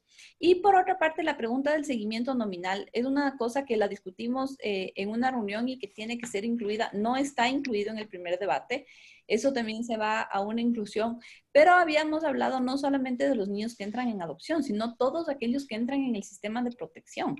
Y no solamente en el sistema de protección de acogimiento, en el sistema de protección de cuidados alternativos, sino en todo el sistema, incluso en el sistema general de protección, poder hacer un seguimiento nominal de todos estos niños.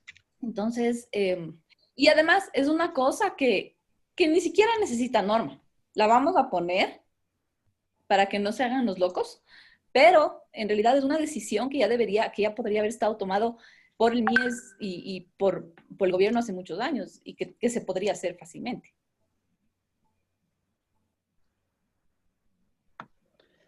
Perfecto, muy bien. Muchas gracias, Gabriela. No sé si quedamos ahí un poco más claras con la inquietud. Y siguiendo con el orden de las manos levantadas, pues le quiero conceder la palabra al señor Francisco Ceballos, que también tenía una inquietud. Pues, Francisco, le escuchamos. Muchas gracias. Muchas gracias. Yo apago la cámara para que no haya cortes de señal. Estoy con una señal un poco inestable. Algunos comentarios. El primero, a mí me parece que es importante dejar sentado en este código que la medida de acogimiento institucional tiene que ser la última medida. ¿Por qué? Porque vamos a preferir siempre, como estoy hablando como país, tenemos que preferir siempre un enfoque ampliado de familia, de diferentes tipos de familias, y por lo tanto el acogimiento institucional debería ser la última instancia. Primera cosa. Segundo, que me parece que eso es en términos del principio. Frente a este tema de acogimiento institucional y adopciones, yo quisiera ahí señalar un par de comentarios. El primero es que al crear este órgano rector del Sistema Nacional Descentralizado de Protección Integral a la Niñez y Adolescencia, lo que estamos haciendo ahí quizás es duplicando unos unas atribuciones institucionales que podrían a la final ser peor la solución que lo que queremos ajustar. Por ejemplo, en el texto no se establecen cuáles son los mecanismos y los tipos de sanciones que se ejecutaría desde el organismo rector a los problemas de acogimientos institucionales residenciales, por ejemplo. Cuando nosotros ponemos una instancia que haga la rectoría, control y evaluación de servicios que no brinda esa misma institución, creemos que puede pasar un problema de no generar una potencialización y las fortalezas que ya tienen las instituciones desarrolladas, por ejemplo, las unidades técnicas de adopciones, que tendrán que mejorar sin duda alguna, pero el momento en que el propio ministerio no es... hay alguien externo que le está haciendo control, evaluación de sus programas y haciendo sanciones por incumplimientos, podría generarse una duplicación de funciones. Los servicios de acogimiento del Estado a través del MIES, y ahí tendremos que ampliar este criterio también a los gobiernos autónomos descentralizados, porque me parece que ahí son diferentes instancias las que tienen que y las que pueden dar estos servicios de acogimiento, diferenciando también los acogimientos temporales mientras se toma una medida más permanente. Y finalmente, algo con lo que no me puedo quedar sin decirlo, cuando Sara hacía la exposición y ella hablaba del retroceso a causa de haber cambiado un Consejo Nacional de Niñez y Adolescencia por un Consejo Nacional de Igualdad Intergeneracional. Y no lo voy a decir solamente porque yo sea en este momento el representante de este consejo, sino a la luz de la evidencia. Desde que los Consejos Nacionales para la Igualdad Intergeneracional existe, se ha triplicado el número de consejos cantonales de protección de derechos en los cantones. Actualmente, el 97-98% de los cantones tienen un consejo, cosa que ocurrió a partir de este cambio que se da de la Ley Orgánica de Consejos de Igualdad y que no ocurría antes, en donde menos del 60% de alcaldías tenían un consejo. Por lo tanto, yo creo que uno de los temas de debate que tendremos que entrar es, sin duda alguna, esta suerte de consejo que se crea, porque además es contrario a las recomendaciones las recomendaciones del Comité de Derechos del Niño, en donde la recomendación 9, si mal no me equivoco, señala que se tienen que hacer un fortalecimiento del Consejo Nacional y de los consejos cantonales de protección de derechos, y en el caso del Consejo Nacional, al contrario, le quitan algunas atribuciones que son constitucionales. Además, habría que ahí tomar en cuenta algunos otros escenarios. Insisto, solamente cierro con esto. Cuando creamos institucionalidad, debemos pensar si es que esta institucionalidad tiene que estar atada a sus ejecutores o no, y en qué casos no, porque lo que podríamos hacer con estas otras instancias es duplicando y entorpeciendo algunos de los procesos y volviéndolos más burocráticos. Hasta ahí, muchísimas gracias. Muchas gracias, Francisco. Las declaraciones perfectas, muy al lugar. Quiero concederle la palabra pues, a nuestra vicepresidenta, Marisela Miranda, quien quiere aportar respecto a algunos temitas que quedaron ahí flotando. Marisela. Muchas gracias, Aníbal. Bueno, primero, lo que quisiera aclarar en este momentito es que nosotros dentro de todas las personas que tenemos aquí, tenemos nuestro especialista, nuestro abogado especialista en adopciones, el doctor Marcelo Palacios, y esto quiero que por favor todas las personas conozcan para que ustedes sepan, por ejemplo, en cuanto a procesos y cosas así, porque hay unas pequeñas dudas que las tenemos, que nuestro abogado Marcelo Palacios quizás nos podría intervenir y podría ir aclarando algunas dudas también sobre estas áreas. Muchas gracias. Gracias, Marisela. Pues efectivamente, digamos, cuando los niños ingresan al servicio de acogimiento, los procesos de investigación demoran más de 6 meses, porque siempre están sujetos a un plan global de familia en busca de la reinserción familiar, que es el derecho prioritario tanto de los niños, niñas o adolescentes, así como de su familia. Por tanto, el procedimiento de acción de protección que está regulado para darle un acogimiento a un niño debe estar también ligado a un procedimiento de investigación permanente y continua hasta que se garantice justamente el derecho de reinserción. Si este fracasa, se procede a buscar la adoptabilidad. Es decir, que la adoptabilidad es propiamente el fracaso de las gestiones de reinserción familiar que se han buscado. Es por ello que el procedimiento de acción de protección debe ser revisado completamente en el nuevo código. Perfecto, Marcelo, muchas gracias. En este momento, pues, queremos compartir con ustedes un planteamiento, pues, y va a ser José directamente quien lo va a dar lectura. José, por favor. Sí, también tenemos un comentario de la compañera Alexandra Arroyo. Me parece que ella es del Consejo de la Judicatura, si mal no recuerdo. Dice, no solo hay que mejorar la capacitación del personal, sino los procedimientos en cada proceso, y vale la oportunidad para que en las reformas también se hable del reglamento para regular precisamente aquellas inconsistencias. Insistir en que la próxima semana también vamos a amplificar no solo la complejidad de los temas de adopción, sino también en propuestas en cada uno de los temas. Vamos a tener al doctor Marcelo Palacios hablando de las complejidades jurídicas que tiene el tema de la adopción, y también haremos planteamientos allí. Vamos a tener a la compañera Alexandra Toledo de la Dirección Nacional de Adopciones estableciendo las propuestas que también tiene la Dirección Nacional de Adopciones en el tema de adopción para los próximos años. Vamos a tener a Marisela Miranda, que nos va a amplificar todo el tema de la adopción inclusiva.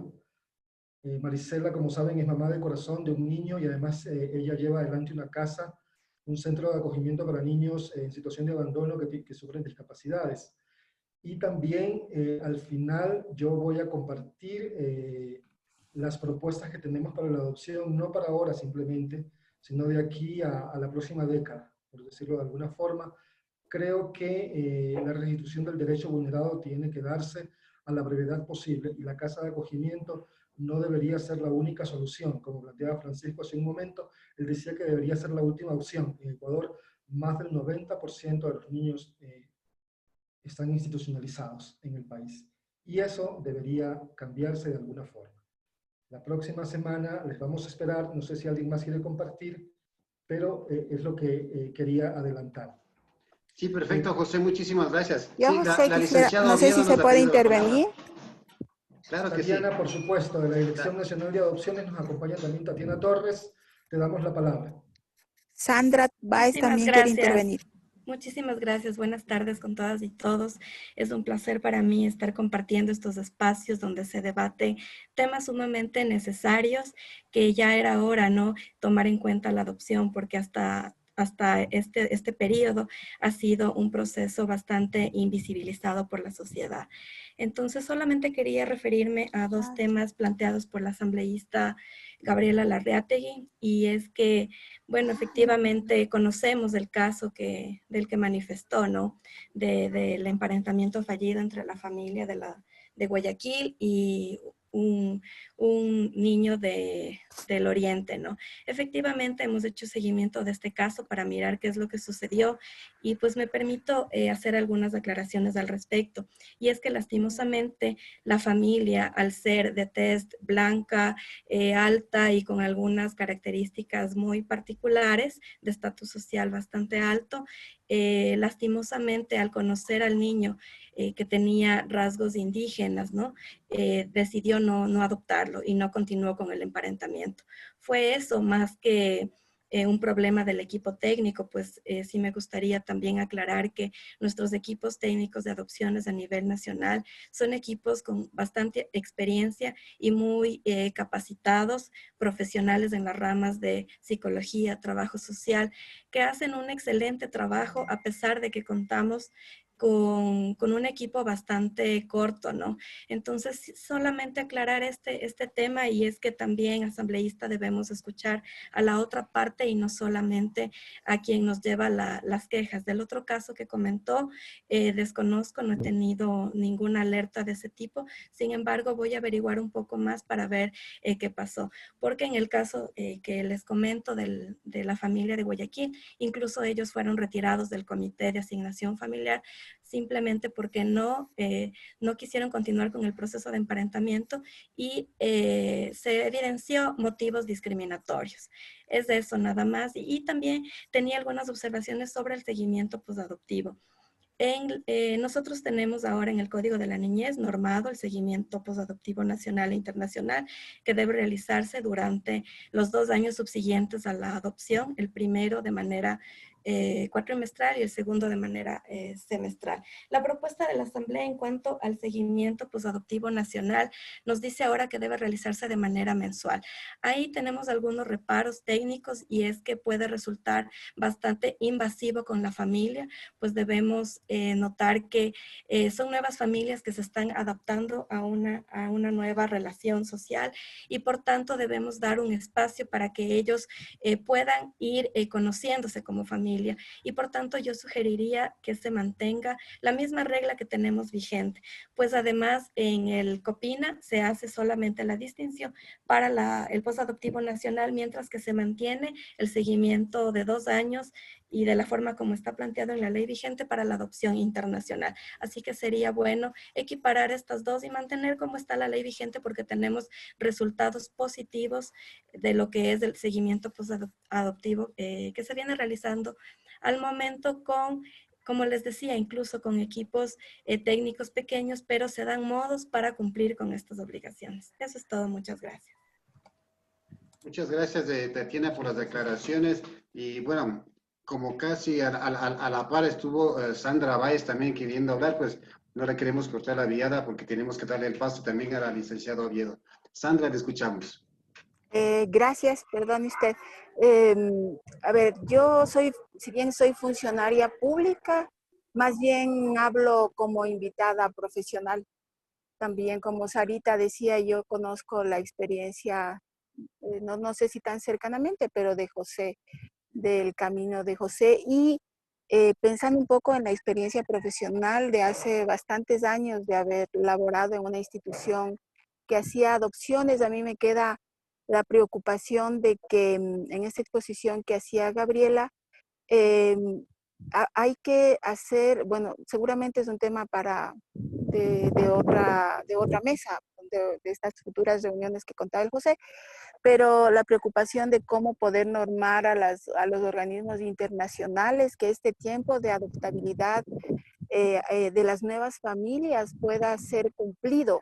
A veces, y yo fui testiga de varias experiencias que por el tiempo y por el costo que significaba el periodo de adoptabilidad, espero estar usando adecuadamente el término, hace tanto tiempo que puede ser que me esté equivocando, pero de este espacio de adaptación de la familia con el hijo recién llegado, a veces se acortó dramáticamente el tiempo porque eso significaba costos de las familias, sobre todo en familias internacionales. Entonces, del lado de las instituciones de adopción, de las fundaciones de adopción autorizadas, creo que también hay que mirar que eso tiene que haber un control y una compañía técnica para ese cumplimiento, porque eso significa la futura estabilidad de las nuevas familias. Muchas gracias. Gracias, Andrés. Perfecto, muchísimas gracias. Pues ahora sí le damos la palabra a la licenciada Oviedo, pues que nos tuvo que tener un poquito de paciencia. Muy amable, gracias, licenciada. No se preocupe. A ver, yo quisiera señalar solo 2 cosas. Una, que estoy de acuerdo con lo que planteaba Gabriela, de la necesidad de que el Ministerio de Inclusión Económica y Social pueda hacer los cambios necesarios que tiene a la mano técnicamente. Como hizo recuerdo Sandra, en los 8 años que yo estuve dirigiendo el Consejo Nacional de la Niñez y Adolescencia, manejábamos adopciones y estábamos en todo un esfuerzo realmente serio. Ahí pude conocer a Marcelo y todo, serio de hacer las cosas bien.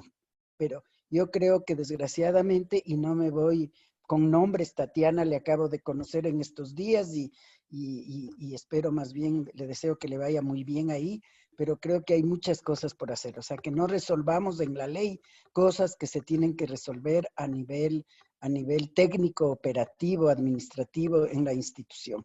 Yo creo que eso es una cosa que es muy importante tomarlo en cuenta. Y lo digo porque están todos los actores en este rato. Y lo segundo es, por defensa de mi trabajo, aclarar algo, un dato que Francisco planteó. Tengo el informe cuando salí y quedaron formados 219 consejos cantonales. Los que no estuvieron, los que no llegaron a ese número, son las juntas cantonales de protección de derechos. No creo que sea en ese sentido un argumento que tenga que ver con el asunto de que desde que se plantea lo intergeneracional pueda dar mayor cabida a los consejos. Me correspondió a mí darme 20 vueltas del país, hablar con cada uno de los alcaldes todas las veces que fue necesario para convencerles del consejo. Creo que la institucionalidad de los consejos, la institucionalidad, esta alternativa que hay, es una institucionalidad débil. No se ha logrado posicionar y ser, diríamos, realmente rectora. Y es un problema estructural que no tiene que ver con Francisco, que no tiene que ver conmigo, es un problema del país. Nacieron a la luz de demandas sociales los consejos, luego se cambiaron a consejos de la igualdad, pero como dándonos también todavía, siempre entendiéndose como que es una concesión a la sociedad civil, pero nunca dándoles el poder que debería darles. Y eso se expresa en falta de financiamiento, que ustedes saben es un problema central en el sistema de protección, etcétera, etcétera. No es un tema para este momento, pero vos ves, José, yo creo que podrías llamar a otros temas también y podríamos tener una buena audiencia y seguir discutiendo, porque el sistema de protección también tiene mucho que ver con los derechos también de los niños que han sido acogidos o han sido adoptados. O sea, aquí el sistema de protección es una discusión clave. Eso nomás y gracias. Gracias, licenciada, también su espacio, su intervención, siempre las declaraciones y tratando de manejar un ambiente cálido y cordial, que es lo que nuestra intención. Le quiero pasar a Marisela, nuestra vicepresidenta, tiene aportes importantes ya para ir cerrando este espacio. Marisela, pues la sala es tuya. Aníbal, un segundito. Sabes que en el chat está Alexandra Toledo. Me gustaría, antes de hacer el cierre, que por favor permita intervenir. Muchas gracias. Gracias, Gisela. Buenas tardes, muchas gracias Marisela y muchas gracias a todas las personas que están organizando este espacio que me parece muy importante. Bueno, yo soy Alexandra Toledo, si bien es cierto en este momento estoy en la dirección de adopciones, sin embargo, bueno, vengo con una trayectoria un poquito amplia en el tema de adopciones y de protección especial, sobre todo de niños y niñas que han sido privadas de su medio familiar. Yo tengo una inquietud que un poco he venido como repensando desde hace algún tiempo atrás, desde el 2013 que se hizo una reforma a un artículo específico que es de los miembros del Comité de Asignación Familiar, porque a partir del 2003 que se creó el CONA, el Código de la Niñez y Adolescencia, mejor dicho, se creó con 5 miembros el Comité de Asignación Familiar como una instancia además autónoma para que tengan la plena libertad de analizar técnicamente los expedientes de los niños, niñas y adolescentes que contaban con declaratorias de adoptabilidad y en función de sus necesidades y requerimientos buscar la familia más adecuada para ese niño o niña. De igual manera, era la idea de que revisen los expedientes de las familias idóneas y puedan hacer esa asignación.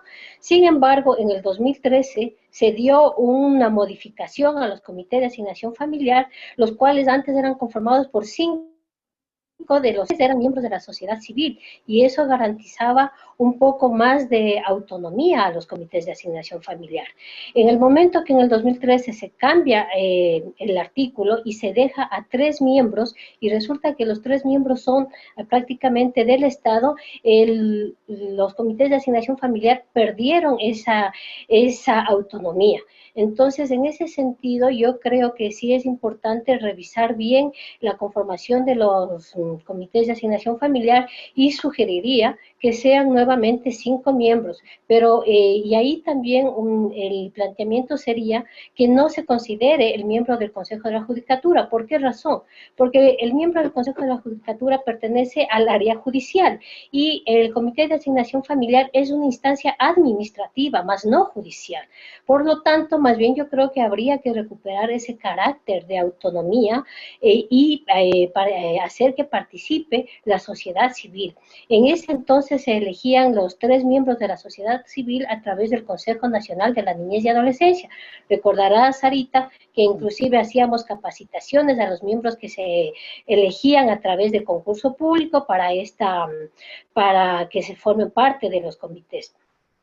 En este sentido, claro, ahí habían el tema de dietas, ahora ya se perdió ese tema de dietas, pero tendríamos nuevas propuestas, ¿no es cierto?, que podría ser a través de la academia, podría ser a través de cuerpos colegiados, pero lo importante es retomar el carácter de la sociedad civil, o sea, que participen personas de la sociedad civil, que hay personas importantes que conocen del tema, hay las colegiaturas de trabajo social, psicología, abogados, etcétera, que podrían formar parte del comité de asignación familiar para nuevamente hacerla una instancia autónoma, sin tanta injerencia a nivel político y público.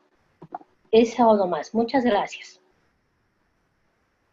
Muchísimas gracias también, Alexandra. Gracias la intervención que usted acaba de hacer. Lo más interesante de este espacio, y ya para ir dando clausura básicamente a este espacio, es el ambiente cordial, transparente y familiar que hemos logrado desarrollar. Recordemos que la meta común es que no haya más un niño, niña o adolescente sin una familia, sin un hogar. Esa es nuestra meta. Quiero dar el paso ahora sí a nuestra vicepresidenta, a la doctora Marisela Miranda, pues ella quiere acotar algún punto pues, y hacer la clausura ya formal de estos espacios. Marisela. Tenemos una persona más que está, que es Gabriela Castillo. Entonces, no sé si es que podemos, Gaby, con tu participación, por favor. Después les vamos a pedir también a todas y todos que enciendan sus cámaras para tomar una foto oficial del evento. Les agradecemos mucho después de que Gaby levantar sus cámaras para poder. Gaby, tienes la palabra. A ver, bueno, no me demoro mucho en esto. En realidad, primero agradecer porque creo que siempre los criterios de todos nos enriquecen mucho, nos dan una idea clara de hacia dónde debemos ir, confirma todos los aciertos, las expectativas que tenemos todos y cómo podemos ir creciendo. Eso por un lado, y en realidad, claro, lo mío también era precisamente, coincido con Alexandra Toledo, si no me equivoco, con respecto a lo importante que es que la sociedad civil esté realmente participando. Y precisamente en los comités de asignación creo que es un espacio súper valioso en el que incluso Padres de Corazón, que ya hemos pasado todo este proceso, podríamos aportar como parte de esa sociedad civil. Entonces, era solamente para el récord considerar esto, o sea, siempre mientras más criterios intervengan, en este caso, en un paso tan importante como es la asignación de un niño a su familia, creo que sería súper importante que estemos también padres de corazón considerados en ella. Entonces, en realidad no somos nosotros como fundación los únicos que podríamos estar participando, habemos muchos padres de corazón que podríamos también estar ahí apoyando y aportando en esos espacios. Entonces solamente esa era mi intervención. Gracias. Perfecto, Gaby, muchas gracias. Sí, yo creo que estamos alineados y coordinados. No sé si, Marisela, ¿nos quieres dar un espacio para prender todas nuestras cámaras, hacer una captura de pantalla, tener un récord de este espacio tan importante que hemos tenido? Y de ahí sí pues te cedemos la palabra para que hagas tu cierre. A ver si nos apoyan prendiendo sus cámaras, hacemos una captura. Tenemos 2 pantallas para tomar por lo menos 2 fotos Una de cada pantalla, mínimamente, por favor. Les agradecemos. Nos faltan poquitos. Tatiana, Cristina, Alexandra, Claudia, Maribel. No sé qué decir su foto. Esta es la primera.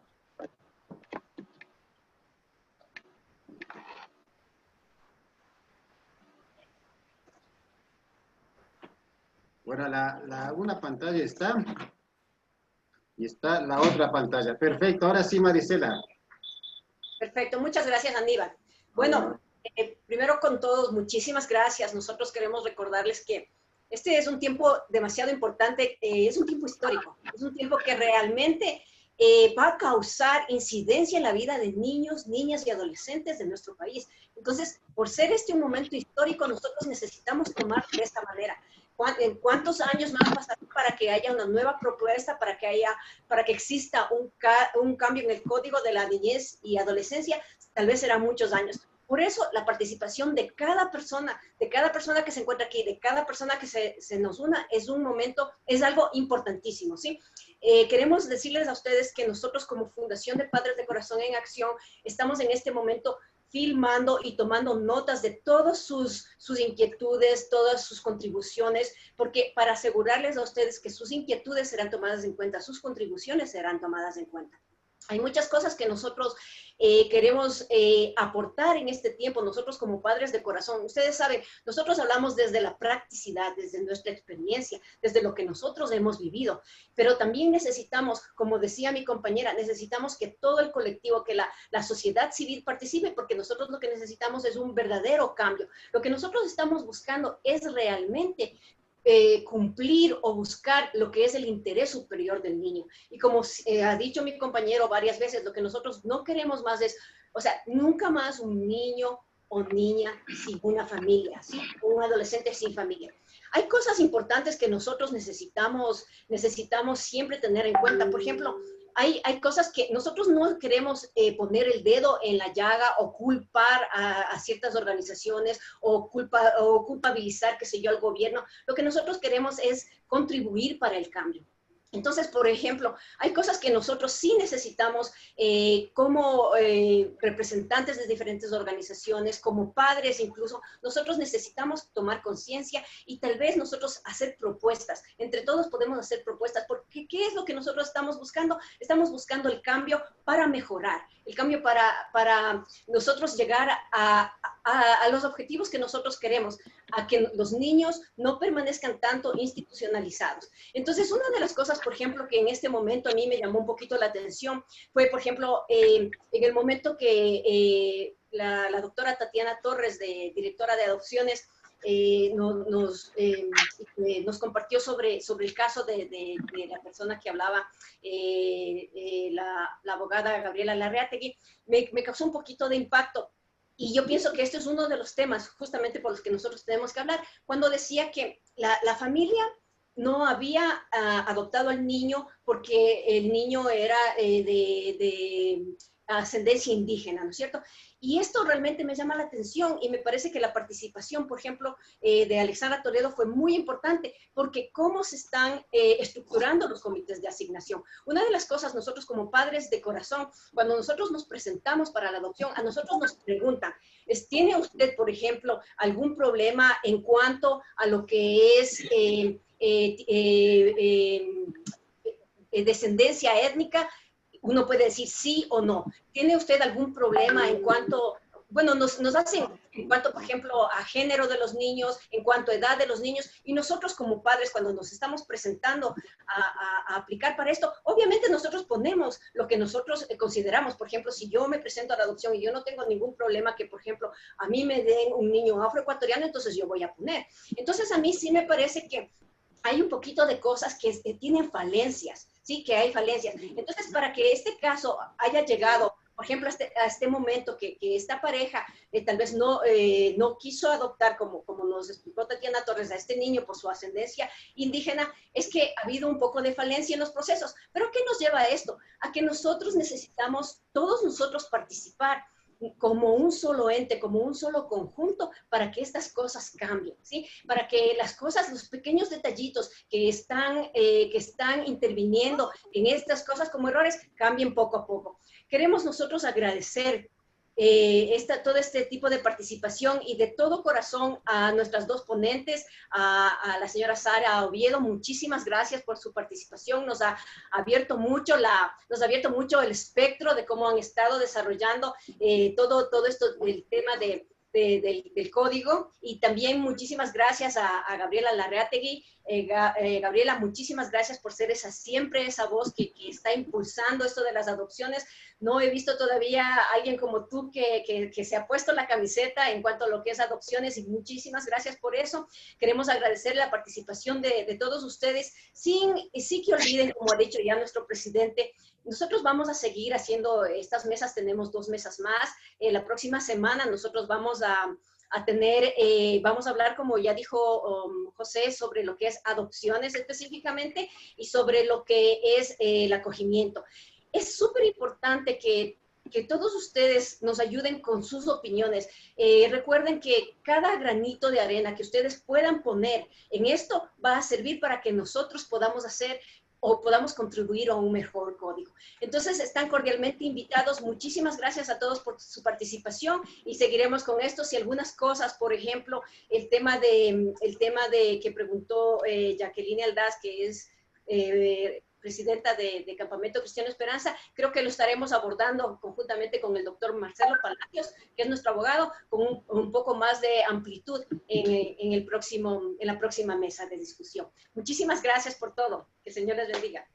Muchas gracias con todos. Una buena tarde y bendiciones. Gracias. Gracias, hasta luego. Adiós. Un gusto. Gracias. Buena tarde. Gracias, hasta luego, gracias. Gracias. Hasta luego. Muchas gracias a con todos. todos. Un Gracias. gusto haberles visto. Gracias, igualmente. Chao.